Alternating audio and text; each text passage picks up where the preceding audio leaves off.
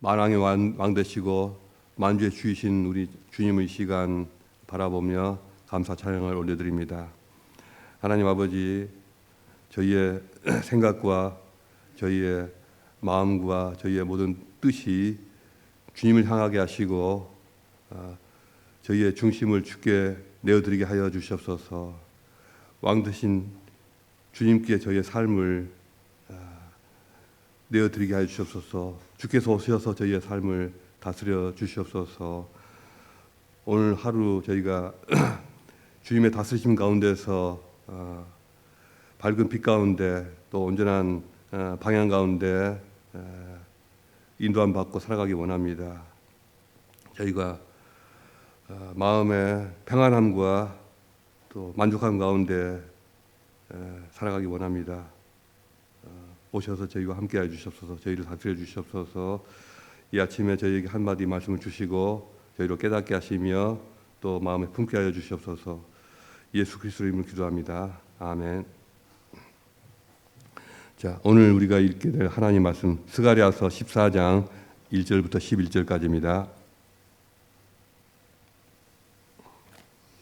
스가랴 14장 1절부터 11절까지 함께 읽겠습니다. 여호와의 날이 이르리라. 그 날에 내 재물이 약탈되어 내 가운데서 나누이로라.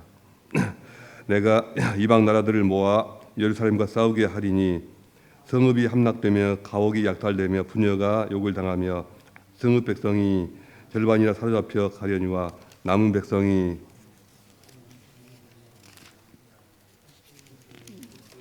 성읍에서 끊어지지 아니하리라. 그때 여호와께서 나가사 그 이방 나라들을 치시되 이왕의 전쟁 날에 싸운 것 같이 하시리라. 그날에 그의 발이 예루살렘 앞 곧 동쪽 감람산에 서실 것이요 감람산은 그 한 가운데가 동서로 갈라져 매우 큰 골짜기가 되어서 산 절반은 북으로 절반은 남으로 옮기고 그 산 골짜기는 아셀까지 이를지라. 너희가 그 산 골짜기로 도망하되 유다 왕 우시야 때 지진을 피하여 도망하던 것 같이 하리라. 나의 하나님 여호와께서 임하실 것이요 모든 거룩한 자들이 주와 함께 하리라. 그 날에는 빛이 없겠고 광명한 것들이 떠날 것이라. 여호와께서 아시는 한 날이 있으리니 낮도 아니요 밤도 아니라 어두워져 갈 때에 빛이 있으리로다. 그 날에 생수가 예루살렘에서 솟아나서 절반은 동해로 절반은 서해로 흐를 것이라. 여름에도 겨울에도 그러하리라. 여호와께서 천하의 왕이 되시리니 그 날에는 여호와께서 홀로 한 분이실 것이요 그의 이름이 홀로 하나이실 것이라. 온 땅이 아라바같이 되되 게바에서 예루살렘 남쪽 림몬까지 이를 것이며 예루살렘이 높이 들려 그 본체에 있으리니 베냐민 문에서부터 첫 문자리와 성 모퉁이 문까지 또 하나넬 망대에서부터 왕의 포도주 짜는 곳까지라. 사람이 그 가운데에 살며 다시는 저주가 있지 아니하리니 예루살렘이 평안히 서리로다. 아멘. 이제 스가랴서가 끝나갑니다. 내일까지 마무리됩니다. 오늘 나누게 될 말씀의 제목은 혼돈의 시대 유일한 왕을 섬기라입니다. 오늘날 우리는 무엇이 옳고 무엇이 그른지 또 무엇이 진실이고 무엇이 거짓인지를 분별하기 어려운 혼돈의 시대 한복판을 살고 있습니다. 스마트폰을 열면 수만 가지 목소리가 이것이 진리다, 내 말대로 하면 돼 라고 하면서 서로 상반되는 서로 모순되는 말들을 외치고 있습니다. 또 세상은 우리에게 네가 네 삶의 주인이야, 네 느낌이 중요하고 너의 그 욕망이 중요하고 네 생각이 중요해 이렇게 말을 합니다. 그러나 이런 오늘 이 시대의 자화상을 정확하게 표현한 그런 말씀이 바로 오늘 우리가 읽은 스가랴서 14장입니다. 스가랴 선지자가 마지막 때 이 말 여호와의 날에 대해서 예언하면서 그날의 기이한 특징 한 가지를 6절에서 이렇게 묘사합니다. 저는 이 6절을 주목해서 봤는데요. 그날에는 빛이 없겠고 광명한 것들이 떠날 것이라 이렇게 말씀합니다. 원문에 가깝게 번역을 하면 그날에는 빛도 없고 어둠도 없고 추위도 없고 더위도 없고 서리도 없을 것이다. 이런 의미, 이런 뜻입니다. 이것이 무슨 뜻일까요? 그것은 모든 기존의 질서, 그 질서가 다 사라져버린, 경계가 다 사라져버린 영적 혼돈의 상태를 상징하는 그런 비유입니다. 빛과 어둠, 또 추위와 더위라고 하는 명확한 경계와 구분이 다 사라져버린 세상, 즉 모든 가치가 뒤섞여버린 그러한 상태를 말하는 것입니다. 오늘날 우리가 살아가는 이 포스트 모던 시대의 영적 실상을 정확하게 꿰뚫고 있습니다. 포스트 모던 세상은 성경이 말하는 대로 창조와 타락과 구원이라고 하는 그러한 절대적인 진리의 개념 자체를 다 부정합니다. 그런 게 어디 있어? 이렇게 말하죠. 그리고 그 자리에 상대주의라고 하는 뿌연 안개를 피워서 세상을 뒤덮이게 합니다. 그들은 말하기를 이 세상에 모두가 다 동의할 만한 그런 객관적인 진실이란 없다. 그런 게 어디 있느냐. 오직 각자 저마다의 진실이 있을 뿐이다. 이렇게 말을 합니다. 그런데 모두가 다 이런 생각을 하게 되면 어떤 일이 벌어질까요? 한번 생각해 보십시다. 모두가 다 동의하고 승복할 만한 그런 진실이란 없어질 것이니 신실되고 또 열려있는 소통 자체가 갈수록 불가능해질 것입니다. 모두들 내 느낌, 내 기분, 내 주장만을 내세우지 다른 사람의 생각이나 다른 사람의 주장에 대해서는 전혀 관심이 없고 들으려고 하지를 않게 될 것입니다. 심지어 과학적인 증거나 또 역사적인 어떤 명백한 역사적 사실 앞에서도 나는 그렇게 느끼지 않아. 그건 나한테 중요하지 않아. 이렇게 말하면 그만입니다. 결국 모든 소통은 점점점 소통이 어렵게 되고 대화가 단절되고 각자 자신의 섬으로 고립되게 될 것입니다.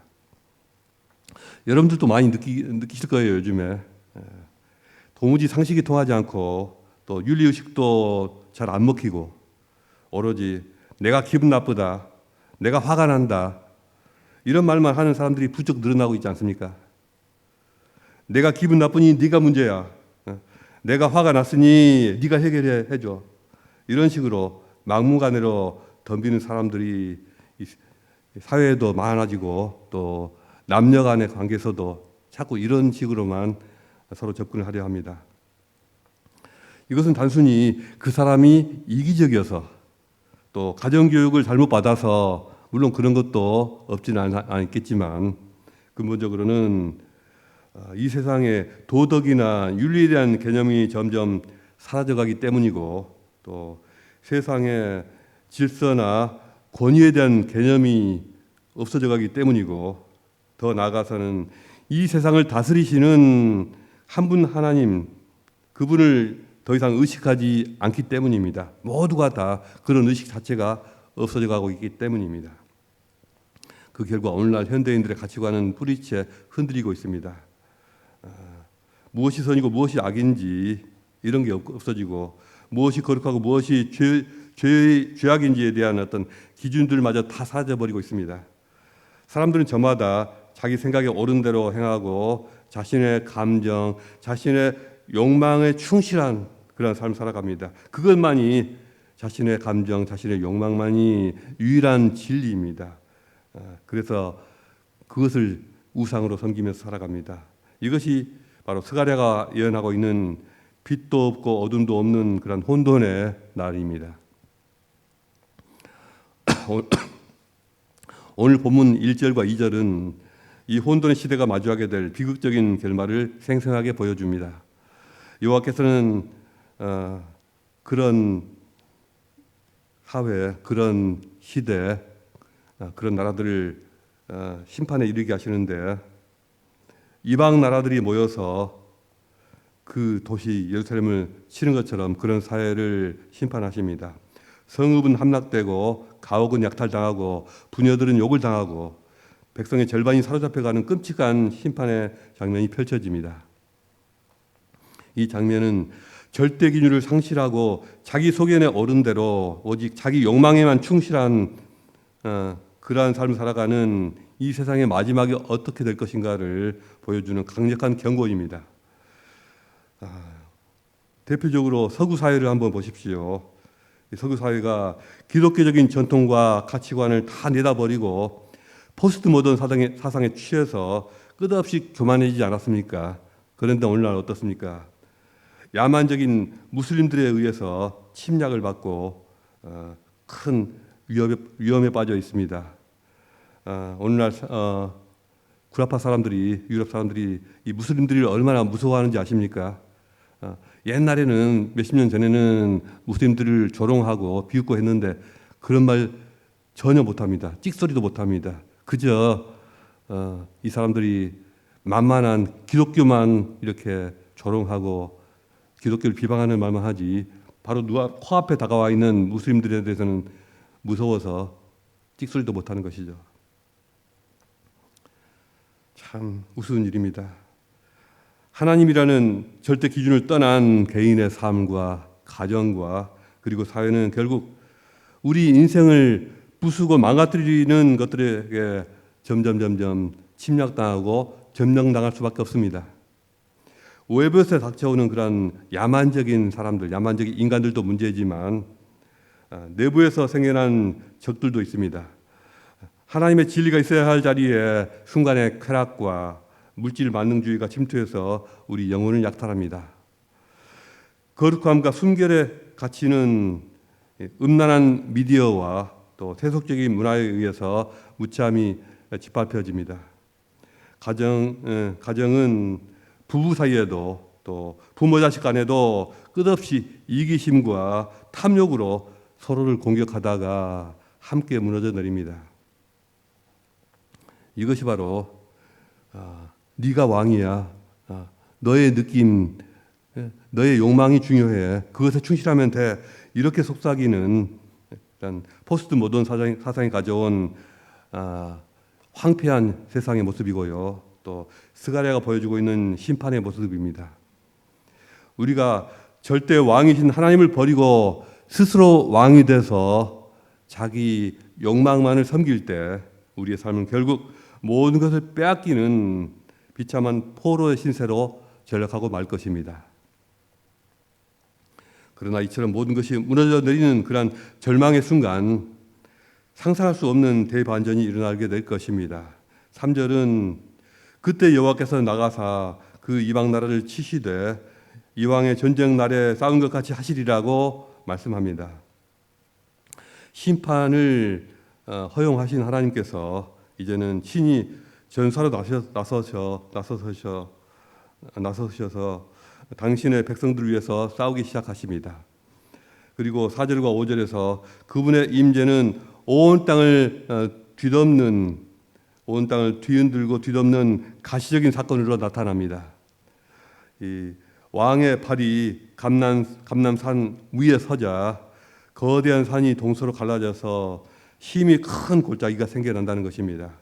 그리고 하나님은 당신의 백성들에게 그 골짜기로 피하라 이렇게 명령하십니다.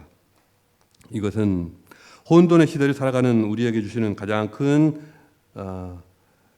그러한 소망의 메시지입니다. 세상은 수많은 피난처가 있다고 그렇게 말을 하지만 돈이, 성공이, 지식이, 쾌락이 너에게 피난처가 될 것이다라고 이렇게 말을 하지만 그러나 그 모든 것은 다 무너지고 흩어져 버릴 모래성과도 같습니다. 오직 유일하고 영원하신 피난처는 우리 주님이 열어주시는 길뿐입니다. 왕이신 예수 그리스도께서 감람산 위에 서셨을 때 죄와 사망의 권세는 갈라지고 우리에게 영원한 생명으로 향하는 유일한 피난의 길이 열렸습니다. 세상의 가치관이 아무리 우리를 위협하고 공격해 와도 우리는 주님이 만드신 그 구원의 골짜기 예수 그리스도의 품 안으로 피할 때 가장 안전합니다. 혼돈의 시대는 우리에게 과연 우리가 어디로 가야 하는가 이걸 묻지만 성경은 분명히 우리가 누구에게 가야 할지를 말씀합니다. 그분 바로 만왕의 왕이신 우리 주 예수 그리스도십니다. 왕이 오셔서 우리와 함께 하실 때 단순히 우리에게 피난처를 주시는 것으로 끝나지 않고요. 그분의 통치는 모든 혼돈의 시대를 끝내고 완전히 새로운 질서를 창조합니다. 8절을 보면 생수가 예루살렘에서 솟아나서 여름에도 겨울에도 마르지 않고 온 땅으로 흘러갑니다. 메마르고 혼탁했던 세상에 새로운 질서와 새로운 생명과 치유, 풍요로움이 넘치게 됩니다. 그리고 9절에서는 이 새로운 질서의 핵심을 선포합니다. 여호와께서 천하의 왕이 되시리니 그 날에는 여호와께서 홀로 한 분이실 것이요 그의 이름이 홀로 하나이실 것이라. 이것이 바로 포스트 모던 시대의 혼란에 대한 하나님의 최종적인 대답입니다.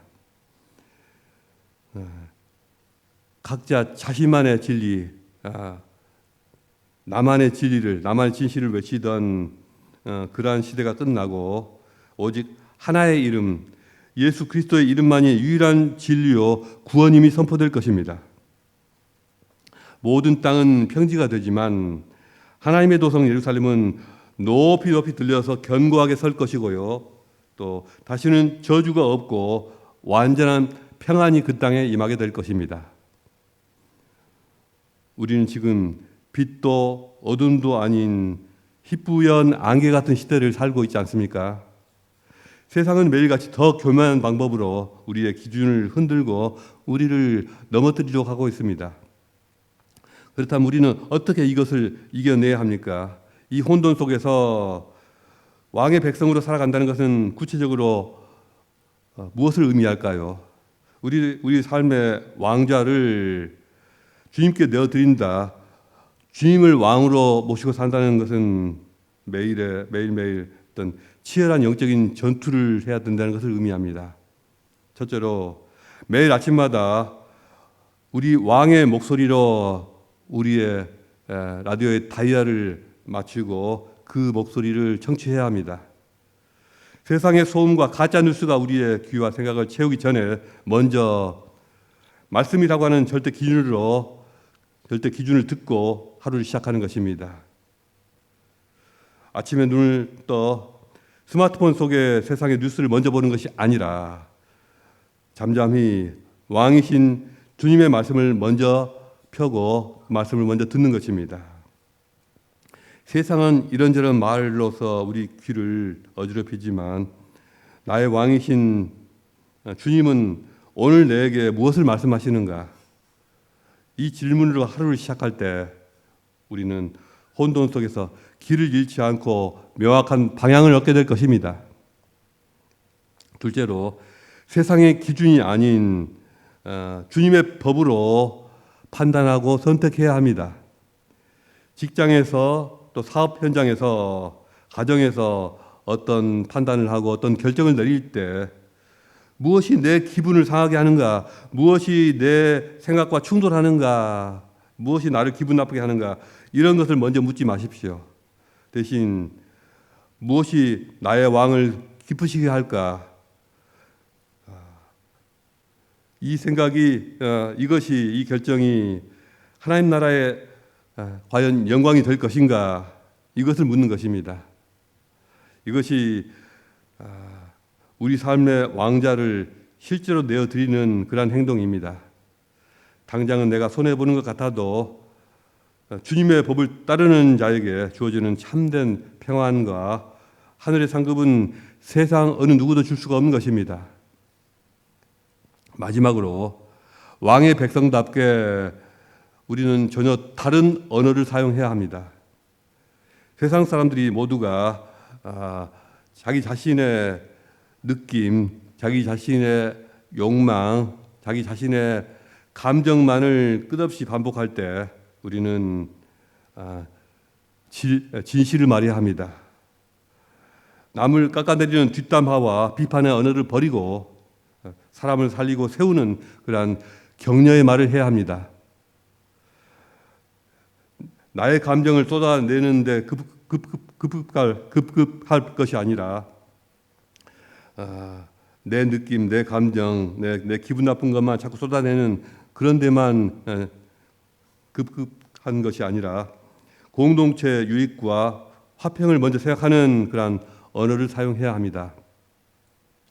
우리의 입술이 주님의 통치를 영접하고 받아들이는 그러한 거룩한 도구가 될 때 우리는 썩어져가는 세상 속에서 하나님의 살아계심과 하나님의 통치하심을 증거하는 사람들이 될 것입니다. 더 이상 내 생각, 내 감정, 내 느낌을 삶의 주인으로 섬기는 그런 어리석음을 반복하지 맙시다. 오직 온 천하의 유일한 왕이신 주님만을 구체적인 순종으로 섬기기로 결단하는 그런 저와 여러분 될 수 있기를 주님의 이름으로 축복합니다. 기도하겠습니다. 기도하실 때 주님만을 내 삶의 왕으로 또 주님으로 섬기고 고백하는 그런 시간이 될 수 있기를 원합니다. 내 생각과 내 뜻과 나의 모든 판단, 내 삶이 주님을 영접하고 그분의 뜻으로 말미암아 나가고 이루어지는 그런 것이 될 수 있도록 기도하겠습니다.